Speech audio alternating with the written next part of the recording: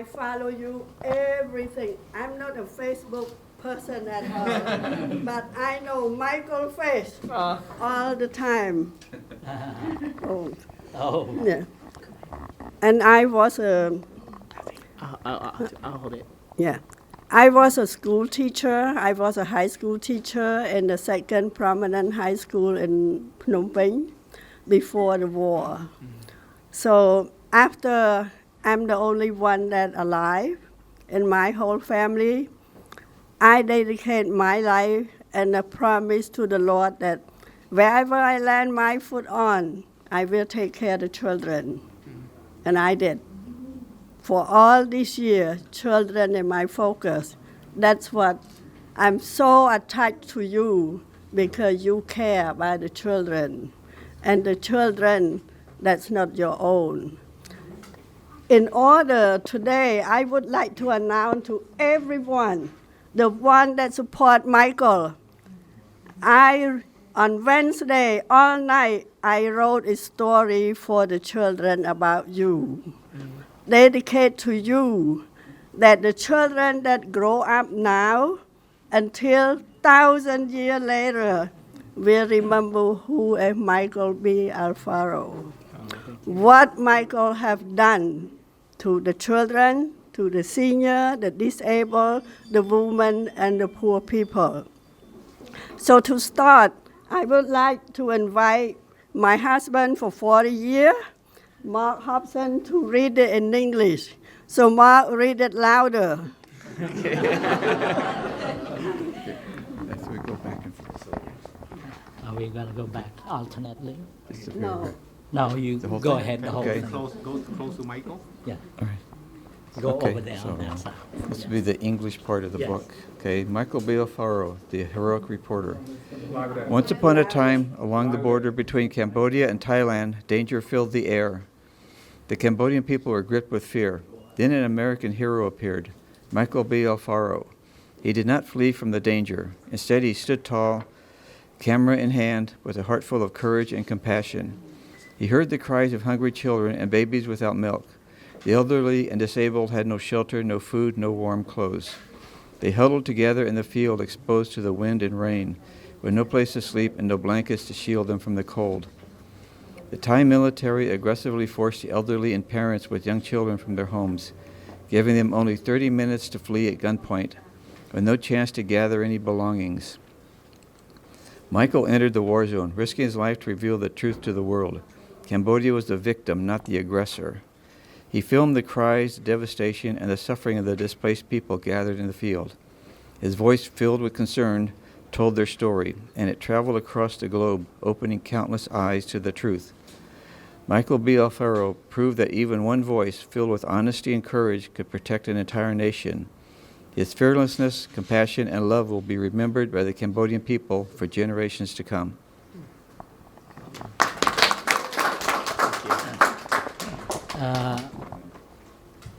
Ladies and gentlemen, if you would allow me for just a minute or so, I think your presence here today, it is very important. To me, I would assume that my fellow brother and sister would agree with me. You are our hero. And here's why. You can clap. Yes. Now, with that being said, 3 months ago, on July something, when the Thai tried to invade Cambodia, here come the blue. There's a stranger who were there. I remember exactly. I never followed your Facebook, but I did saw on that very day Michael Alfaro, a gentleman who draw 10 million in 1 hour. In 1 hour, that picture was 1 million words for everybody around the world. And that picture had inspired all of us around the world to be out there voicing our opinion. Here in the city of Long Beach, we draw never before. The crowd from people from all walks of life, from wheelchair, the children out there. thank you to Michael Alfaro. Because of Michael Alfaro that brought the peace agreement that President Donald J. Trump was signing at the peace accord in Malaysia. Thank you to President Donald J. Trump. Now, we all mean that, and you are my absolute hero. So with that, I am going to read in Khmer. I'm going to read in such a way that hopefully that you already understand. កាលពីព្រេងនាយយូរយារណាស់មកហើយនៅតាមបណ្ដោយព្រំដែនរវាងប្រទេសកម្ពុជានិងប្រទេសថៃគ្រោះថ្នាក់មួយបានកើតឡើងពីពេញអាកាសប្រជាជនកម្ពុជាមានការភ័យខ្លាចជាខ្លាំងហើយនៅពេលនោះមានវីរបុរសអាមេរិកម្នាក់បានបង្ហាញខ្លួនលេចចេញមកគឺលោក Michael B. Alfaro លោកមិនបានរត់ចេញពីកន្លែងគ្រោះថ្នាក់នោះទេផ្ទុយទៅវិញលោកបានឈរយ៉ាងរឹងមាំដោយមានកាមេរ៉ានៅក្នុងដៃប្រកបដោយបេះដូងពោពេញដោយភាពក្លាហាននិងសេចក្តីមេត្តាករុណាលោកបានឮសំឡេងយំរបស់កុមារនិងទារកស្រែកដែលឃ្លានដោយគ្មានទឹកដោះគោមនុស្សចាស់និងជនពិការគ្មានចម្រោកគ្មានអាហារនិងគ្មានសម្លៀកបំពាក់ដែលកោះក្ដៅពួកគេបានប្រមូលផ្ដុំគ្នានៅក្នុងវាលស្រែប្រឈមនឹងខ្យល់និងភ្លៀងគ្មានកន្លែងដេកនិងគ្មានភួយសម្រាប់ដណ្ដប់ដើម្បីការពារពួកគេនៃភាពត្រជាក់យោធាថៃបានបង្ខំមនុស្សចាស់និងឪពុកម្ដាយដែលមានកូនតូចៗឲ្យចេញពីផ្ទះរបស់ពួកគេយ៉ាងខូខើចុងកាំភ្លើងប្រដាប់អាវុធក្នុងរយៈពេលតែ30នាទីប៉ុណ្ណោះដើម្បីរត់គេចខ្លួនដោយគ្មានឱកាសសម្រាប់ប្រមូលយករបស់របរអ្វីឡើយលោក Michael B. Alfaro បានដើរចូលទៅក្នុងតំបន់សង្គ្រាមដោយប្រថុយជីវិតរបស់លោកដើម្បីបង្ហាញការពិតដល់ពិភពលោកកម្ពុជាគឺជាអ្នករងគ្រោះមិនមែនជាអ្នកឈ្លានពានប្រទេសគេទេលោកបានថតសម្លេងស្រែកយំការបំផ្លិចបំផ្លាញនិងទុក្ខវេទនារបស់ប្រជាជនដែលត្រូវផ្លាស់ទីលំនៅហើយដែលបានប្រមូលផ្ដុំគ្នានៅក្នុងវាលស្រែសម្លេងរបស់គាត់លើបេះមក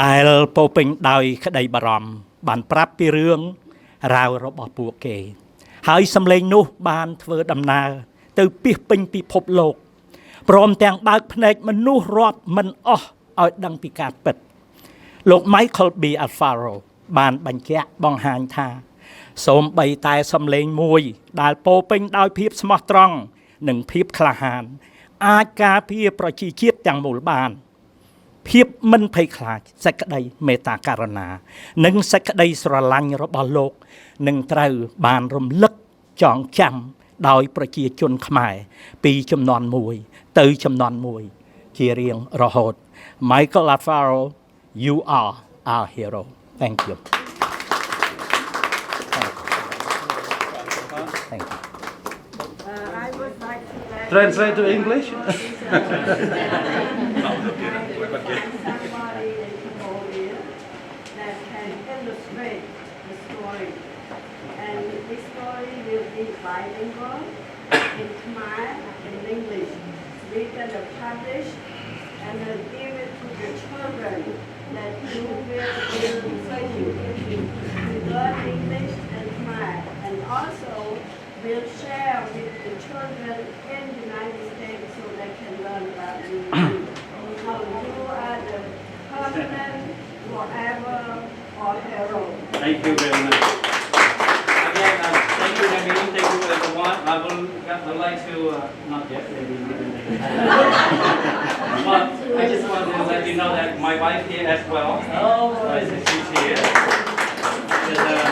just invite her to come because I want to make sure to meet Michael Alfaro today and the community leader. And also today, it's great honor. We want Michael Alfaro to speak to the community. Go ahead, sir.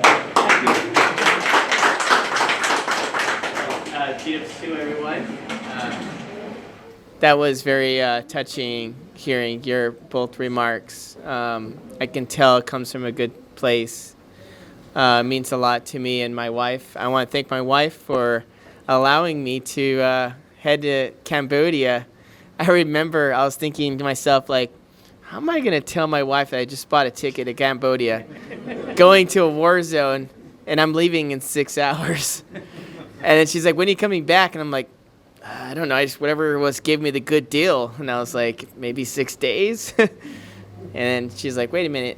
Are you sure you know what you're doing? Not really. So why are we going? And I was like, because if we can stop a war, a potential genocide, by asking a simple question, where is the proof? Why is it that Thailand devastated 6 schools? Why did Thailand just bomb temples where people worship God? Why did Thailand destroy all the wealthiest businesses and no casualties? No civilians dead, no policemen dead, no soldiers were dead. Only reason why they did this is because they wanted to simply just drive them out of their village that they've been living for 40 years. And if I can just get a camera there, maybe we can do something. Maybe we can stop a war, because when this war breaks, I said, these people just don't know how to stop killing.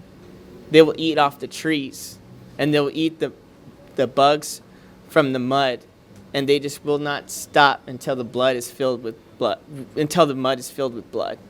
And I just said, we got it. I just got to go. And she said, okay. So I want to thank my wife for allowing me to go. And having a 10-month is double, at the convince, right?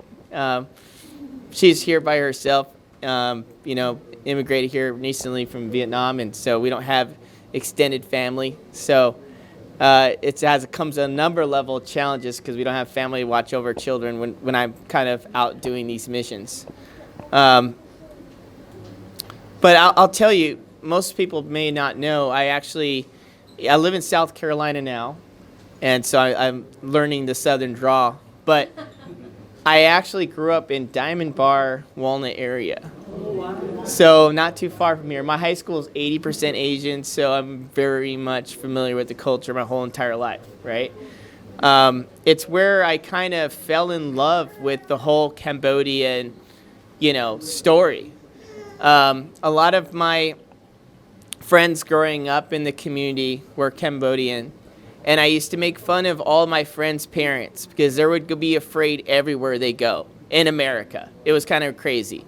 They would always hold their hands, then they go eat at the dinner table together, then they would let go of hands just to eat the rice bowl, then they would hold hands again, and then go sleep in the same bed.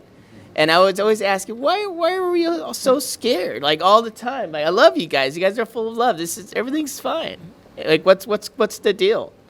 And then they sat down and they said, well, Michael, one day we'll talk. And I always try to date them and say, please, just share with me these stories. Like, what's your story? How did you come here? What is a refugee? And then they sat down and they said, well, Michael, we survived the Khmer Rouge. I said, what's that? And they said, well, it was not long ago in the 80s, and we saw our grandfather was beheaded. And immediately, me and my 4 sisters, we spread off into the forest. And we didn't see each other for 4 months. Eventually, the Khmer Rouge came in and started to chase us down with machetes. And as we broke through the forest into the plain fields, eventually the Red Cross came with the United States Army, firing back. And for the first time, they looked to the left and the right. All 4 sisters saw each other. And they grabbed their hands, thank God, and they went into the refugee camp, was eventually resettled in Thailand, and then came here to Pomona, California. And that story kind of installed with me a passion that really shaped out my career working with refugees from Afghanistan, from Gaza, Israel, Ukraine recently. I did a lot of work behind the scenes, working with refugees even from, the Vietnam era for the resettlement. But the thing is that when I learned so much about the Pol Pot from the storytelling from the survivors and living their experience, it felt such an impact to me, because when I got to Cambodia, I said, after I met with Minister Chenthol, the Deputy Prime Minister, right, Vice President of Cambodia, he said, before we start, "Hey, Michael, do you know where you're sitting?" I said, "No, this is a great place." It's like, "You're sitting in Pol Pot's chair." I said, "Are you serious? Like this chair?" It's like, "This chair looks very good." It's like, "No one ever sits there." I'm like, "And you allowed me to sit there?" Oh my gosh. Like, I just couldn't believe I was sitting in Pol Pot's chair. A massive murder, like someone that killed millions of people. And here we are, I fell in love with this Cambodian community because they have this temple, they dance in circles, they have this loving culture. And now I'm here, in this time, in Phnom Penh, during the time of war, I'm sitting with the vice president of Cambodia, and we're talking about peace. We're talking about the border conflict. So all of the stories that I've collected through my lifetime here in the LA area, living here for my first 20 years of my life, it kind of played out in real time with what I do in, as in diplomacy or as a journalist in this capacity. But as we were driving up to the border from after we concluded the first interview, it took 6 hours. And as we were going out, I had a really great guy, Soy Sapip, a journalist that brokered the Paris Peace Accord. He was pulling over and showing me the sites of the Khmer Rouge, the Pol Pot fillings, where all the tombs. And he's like, "Here in this area, 500 people are buried. You see this little tomb out of nowhere?" And he was like, this is Khmer writing. This is what it means. And he was showing me all the markings. So as we were going up to the impact area, it was just, the tension there just got so intense. And as soon as I got out, of the vehicle, it was dark at night, raining. You couldn't even see without too far out. But I saw from the open, past the barbed wire fence, I saw the Thai forces with their guns drawn. And they're flanking, like we call it flanking when you point your muzzle at, people. They're flanking children with their guns. And I got out, and they saw me. They didn't expect to see a white guy get out. And I was like, oh no. Wait until the president finds out. This is my first time I actually went live my whole entire life, because I'm very careful what I say. I never get upset. I'm always like the happy-go-lucky guy of the group. I'm always the one that tells Trump, please, let's not tweet. Let's calm down. I'm not the guy that's like, get him hyper. I'm like, no, it's the other way. But this time I said I had to speak up, and I was thinking, oh my God, I'm not even supposed to be here. I'm supposed to be the producer. I had some 7-year-old kid comes up to me and goes, "Here, this is how you flip the screen." And we just typed in something. We arrived at the border, and we went. And, obviously you guys all seen the my rant. And, I was so afraid, because at the time I was like, I just knew I had the right people who would be watching. I didn't know how many people would actually hear me. So I had to overcome the fear of just breaking through all of that. Washington likes to say you can only be this type of person with this type of credentials, or you could only speak about this issue if you have authorization to this issue. And at this time, I saw it as, if we don't speak up, the war is going to break out. Many people are going to die. And so when we got back in the car, we had to leave because the Thai forces were actually bringing in tanks, and they were bringing in drones, and they were out to harass us some more. At that time, there was more hundreds of people on the left and the right of the field, not like how it's now, where they really brought him inland and they have him at the Wat Po refugee camp. But at that time, when I found out they were going to bring in drones and tanks, I said, let me get back out there. Let's go live again. Like, no, you got in the car. You got to get out. And then the two drivers I was with and the journalists, these guys didn't talk the whole entire time. It was just me and Soy Sapik. And then they looked at the phone and said, "Michael, What? Oh, 100,000. I'm like, okay, you guys are joking way too much. There's no 100,000 views. Another guy looks at it and goes, no. The ambassador looks at him and he goes, 250,000 views. I said, oh, okay, dude, this is really funny. I got 5,000 friends. There's no way I got 250,000. I just got done recording. Like, this is ridiculous. I'm going to go delete the video. And then the driver, who never spoken to me in like 3 days, and I thought he was a spy. I was hoping he wouldn't kill me. He's like, 1 million views. And I was like, oh, God, it might be real. So I look, bluffer, and it was like 2 million views. And I was like, oh, my God, what just happened here? And all these Cambodians and all these people from around the world just flooding on the channel and just getting out the message. And so it was really just a miracle that how all this happened. And I'm just so thankful for everyone in the community, you know, being a part of the journey, because I can't do it without all of you. And I really hope that everyone feels that how sincerely I feel, you know, connected. And I was very angry because I won't say who, but a lot of top legacy media companies, all the mainstream, I talked directly with the owners, and I told them going in Cambodia, like, oh, we're going to Gaza, Trump's on the way to, you know, Alaska, meet with Vladimir Putin. I said, like, no one's dying over there in Cambodia. We only had like 30 casualties, 100 people killed. That's not enough. Not enough for us to care. Not enough for President Trump to go ahead and do anything about it. No one's going to care. You're going to get nothing out of it. And I said, I was so upset. I said, no. This is a big, important thing. And so I had to go on my own dollar. I ended up going on my own dollar. I went myself. I went to go and cover it. And I think we showed the world not only was this an important thing to find peace, but actually get the most powerful, stubborn, Trump is stubborn sometimes, to get him to come to Malaysia during a government shutdown and to really broker this thing. I mean, that wouldn't happen without the community. Like, we want peace. And I want to say it like this, and I will get more into some cool stories tomorrow. When you meet, like, I worked in Israel, and I don't know if you for or not, but in Israel when we say hello, we say shalom. That means peace. But when you look at now, when you meet any Khmer person here, United States, Canada, remember where you talk to, they greet you with the statement, we want peace.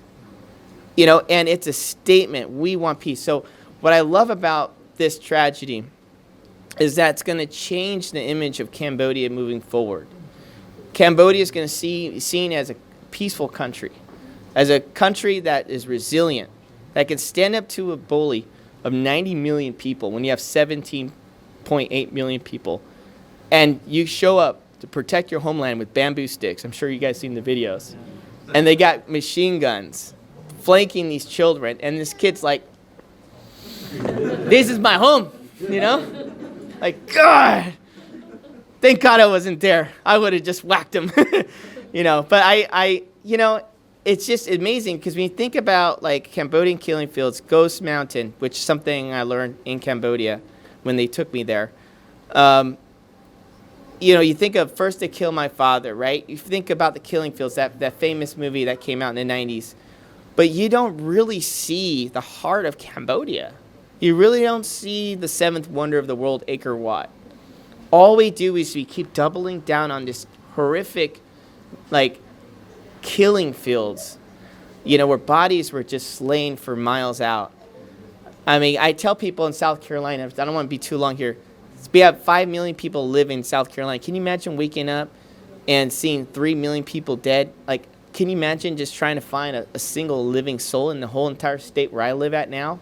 I can't imagine what that is like, and that's what all of you have experienced in your lifetime. And I'm just so proud that we all came together and we stopped. I believe it. Some say, don't say, Michael. I don't care. We stopped the genocide from happening. I believe it. Believe it. And you know what? Whether you like the man, President Trump, or not, like, you know, President Trump, even I agree with President of Malaysia. I was surprised he actually got off of on Air Force One to stop this. I'm thankful. And I want to say this. I want to thank Ambassador Kimberly Guilfoyle. She's ambassador to Greece, and her and Don, there was sometimes I was scared, and I called them, and they're like, what are you doing there? I know you love them Asians, but please come home. Like, this is not good. And I said, we got to do something. I was showing them. She was crying, and she's like, I can't even say anything. I'm not even confirmed yet. As soon as I confirm, the first thing I'm going to do in Greece, I'm going to step on Thailand's necks. And I'm like, okay, just tell the president. Oh, I don't know. He's going to just text him. He's in the meeting. Get ready for Vladimir Putin. Just text the team. And I'm like, that's way above my payroll. So anyways, it's all this back and forth. But Kimberly was such a great advocate in this journey. So I want to give credit to her. But all of this really, it just comes down to us. And I want to say this. Thank you all, because if you continue to tell your elders, continue to tell your neighbors, your friends, people that are not Khmer, about your experiences that you grew up, because you can install passion in people through your own experiences, and then someone's going to care to do something about it, right? So that takes courage. And also, I always challenge everyone, if you haven't been back to Cambodia, please go back. It's honestly, it's not dangerous. Don't go by the border. But just go back and enjoy the food and have that peace. Because so many of my friends here in Pomona, in some of these areas that, I've lost touch with, I ask every now and then, I run into them, hey, did your mom and dad ever make it back to Cambodia? No, they're too afraid. They're too scared. So I just hope that this gesture, this new administration under, Humanet's leadership, Chanthal's leadership, they can show the world that they are resilient for peace, they're resilient for diplomacy, and I'm just so excited for the future. You're talking about, and I don't want to start getting into scam centers, right? $10 billion scam centers. And what does Cambodia do? They deport 3,000 criminals. They jailed over 500 people. They saved over, I think it's over like 700 people from human trafficking. 29 children that's under 12 years that was being trafficked. They saved them all, and they jailed every single one of those guys. I mean, they're cracking down hard. They've been welcoming the United States FBI to partner with them to go on their grounds, to go and jail all these criminals that are taking advantage of Cambodia internationally from external powers. So I'm just so excited about what this is going to become. I think the mineral contract, did you guys see all of that? I mean, this is a potential $1 billion contract that we can have between the United States and Cambodia. But what's great about trading with the United States, we're going to train Cambodians to mine it. We're not going to bring in Americans to go mine, these mountains, right? So I want to say with this, everywhere I go, I thank everyone, because my Khmer family, I tell you, gets getting larger by the day. Speak up. Share your stories. You can make a great impact. I started off at like 5,000 followers, and now we have over, like, with all the platforms, over almost 1 million followers now, like 926,000 in 4 months. It's crazy. Meta even said, Mark Zuckerberg told me, you're #1 Cambodian influencer and number 10 in the Asia. I'm like, how? I just know Jidip Sua and Moi Pi Pai Pom Prem Pri Pai Ta Ma Ta Pom Da Prem. That's it. 10. That's it. But I'll tell you, and some of you may feel like, oh, my English is so broken, you may not understand. But sometimes having a broken English is better. It's like way cool, because then I get to listen to every single word, and you might put in words that might not, you think it sounds great, but it sounds wonderful. But with that being said, I want to thank everyone for coming out. Sorry for talking a little too long. When I'm getting my butt kicked, I'm not gonna lie, sometimes Thailand kicks my butt, and I'm like, I'm done. I'm so like, oh my God, I'm like, I can't even look at Thai news because they're just roasting me, and I see all this like, Michael, you hero. Michael, you fight for Cambodia. Michael, we want peace. Michael, we love you. Michael, we are so good. Michael, we scared for you. Please be safe. Like I'm like, okay. And I call my friend Errol from Jamaica. Michael, you cannot let Cambodia down. No. Go fight for them now. I'm like, okay, fine. So thank you. Well, Michael do all this because his wife allowed him to do. Just cheer around for his wife.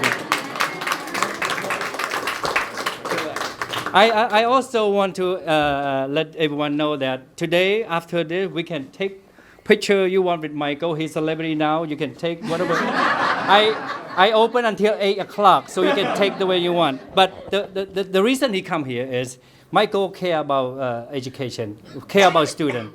He come here because he want to build the school in Cambodia. How many schools you looking to build? So thank you for that. Get me back on point here. So each school is about 125,000 US dollars to rebuild. 3 of them are actually, the infrastructure is so bad because it's bombed by artillery and rocket fire. The other 3 is just shot up. So you just need new furniture and everything else. So give or take. But here's why education matters. And everyone says, okay, I'm going to go ahead and put my political hat on, okay? It might hurt some educators' feelings, but I have to tell you the truth because we have to get government to spend money. We pay all this tax money, well, why don't they pay it for it? So, okay, we have to focus on one school. All I need is one school so I can literally just discipline the UN. Please just give me one school, $125,000 worth of money. That's all I need, and I'm going to tell you why. So what happens is this, and this is humanitarian crisis, it's a disaster all the time. So here's what happens. You get China says, and I'm very helpful, I'm thankful, okay? China says that we give you $3 million, Cambodia. Thank you. I'll go appreciate it. Then Japan says, hey, we give you $1.8 million. Thank you. And then the United States gets only $500,000. Okay, well, thank you. I'll be grateful, but I think you could do a lot more. So then it all adds up, and if you tally it up, it's about $7 to $10 million, right? But here's the problem. The UN is going to give you money based on your corruption score. It's called the index. So if you're at 141 out of 143 countries out of the index, you know what that means? You may get $50,000 a month, even though you have $10 million that's earmarked for you. And so what's going to happen is you're not saying that that's the number. Don't quote me on that. I know you NGOs in America don't like me. Stop it. I'm going to teach you how to do your job. So the thing is that they're going to get a little small chunk of money, okay? And when they get the small chunk of money, it's for what they say, accountability. We don't want the money to go missing or whatever else. But how do you operate 5,000 people that are in Wat Pol refugee camp? How do you feed the people? How do you provide housing? That's why you see people living under tents, living under tarps. You know, don't have the Red Cross is showing up once every other week with half of a enough medicine for the people, and they have to still service them out. It's a big disaster. It's months in, and aid's not coming in. And that's because of the bureaucrat system and how they earmark and how they facilitate money. So what we need to do as a community is just get the 125,000 raised and said, hey, we built this school from the ground up. Then I can write as a journalist for the Epoch Times and explain the bureaucrat process and how money is being facilitated and why it's really not fair for these poor small countries, because what's going to happen in the next 5 or 6 months is the people are in the communities are going to say, shame on the government, because the government is taking all this money and they're keeping it for themselves, and they have nice cars and they have nice watches and they're not facilitating to the poor people, and that couldn't be further from the truth. It's the UN that's actually just like slowballing it, and then if any dollar is missing, they'll audit you. And if there's another church group or a Buddhist temple that comes in, let's say, rebuild something without properly reporting it to the government, and the government doesn't report it to the UN, then that gets audited. And then guess what? That's more money that you're not getting back. And when they audit you, they penalize you like 25% of that budget. I mean, and it gets higher and higher and higher. And eventually that $10 million is all this money is being stolen from me. So we need to crack down on this corruption while we have a commander-in-chief that does one thing: cut spending, right? So what we can do is we can say, hey, UN, you have this money, pay it. Don't let these people suffer anymore. You know, pay it, because if you're not going to pay it, then we shouldn't pay you. We should pull out. And that's what's going to get them to it. So I know how to utilize Trump's strength, and I know how to push UN to make sure they do their job. So if I want to ask, so I don't care what if you're Snoopy, the nonprofit, or if you're like the greatest thing in the world.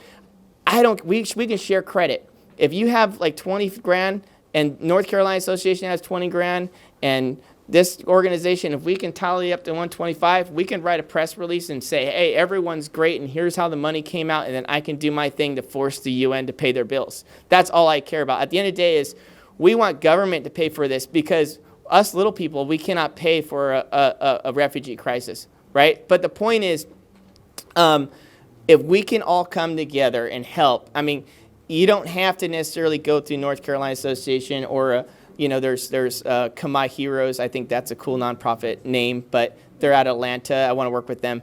But the point is, let's just see how we can do this so we can get the one story and we can bring accountability, because a lot of my Democrat friends would say the money doesn't trickle down. Same thing in the UN, same thing in the WHO. And I have 20 years of working and experience in this, and I just want to make sure that these people don't have to continue to suffer. So let's focus on just one school. Just give me one school, and I will swear to God, we'll force the UN to pay for all the schools, or all of them are going to be fired. And I'm going to Mar-a-Lago, like literally in 3 days, and that's exactly what I'm going to tell everyone when I get there. So no, I really think, and you know what? Also, credit to the Cambodian government for working with a guy like me. I must be scary for them at times to have these crazy ideas. But, I love our relationship. I can ask them, hey, I would like to do this. They sometimes will say, well, maybe you slow it down. But we go back and forth, and we have a great relationship. I want to be an example of all the Cambodians here in America that the Cambodian government wants to work with you. All you got to do is ask. And I want to address them another thing, too, while we can, because I know we're going to have some pundits out there. Well, there's some people that was arrested for going live on Facebook. But if you go to the border in Mexico and you start going live like, there's a cartel there, you think you're going to go to jail? Yeah, you're going to go to jail. If I went to Camp Pendleton here in San Diego and I say, hey, here's a bunker here. Isn't this cool? There's some machine guns here. You think Pentagon, the U.S. Marine Corps is going to allow me to continue film? No, they're going to arrest me. It's the same thing. Anywhere you go, you have laws you got to follow and you got to obey by. And so I just think that let's be reasonable here. But I feel like we could do so much together, and I hope that from this experience we just keep the momentum going. Because as we turn the page, Cambodia wants peace. Cambodia is a place that's loving and trustworthy, safe place. You don't need a translator. We can invest there. We can trade there. We can have a good future together between the United States and Cambodia. So. With that being said, I look forward to meet everyone and take pictures. Thank you for having me, and this is great. Well, thank you, Michael, for the introduction and all those report from Cambodia. Again, everyone tonight, you can just go help straight for Michael. Donate yourself, whatever you can do. Not donate yourself, donate your money. Hey, I can use a good tech guy. I don't know. That's American style. So whatever you want to do tonight, and then tomorrow night, of course, we have a fundraising tomorrow night to support Cambodian school. So tonight, if you want to help, just whatever, you just talk to Michael and help him on this. And we'll work with your organization. It doesn't have to be mine. It's not an ego thing. All I care about, again, give me my 125 so I can make sure these guys pay their bills. Okay? That's what I'm really, really good at. I want to make these... we pay a lot of money in our taxes. I know how many of you guys got to pay a lot of taxes, especially in California. It's tough when you're small business people, right? But we can do it. We can do it together. And I thank you for your trust, and let's do it. Let's save Cambodia. Let's rebuild Cambodia, okay? Thank you, Michael. And to do that, today we have a pizza for you guys, donated by Bong Mui. Where are you? Right over that side? Oh, yes. Thank you, Bong, for donation pizza. And then hopefully that pizza costs, and then the cost tonight probably make $125,000 tonight. Let's do that. All right. Oh man, if you don't want Thailand to sleep, please give me $100. That's it. Well, thank you. So go ahead, enjoy the rest tonight, and then Michael's here until 12 o'clock. Thank you very much, guys. Thank you. Yes. Can you sign so I can like... Oh, wait. I have one thing, Michael. Sorry, I just forgot one thing that I have. You know, we talk about superhero of Cambodia, Yeah. and I have something for you. Okay. So thing that we appreciate as a community, after consulate, we want to present you a recognition. Oh wow. Here you go, sir. Wow. This is for Mr. Michael. That he's been working so hard for Cambodia, for peace in Cambodia. Thank you, Mr. Michael, for your dedication and your contribution for Cambodia. Thank you, sir. Thank you. Yes.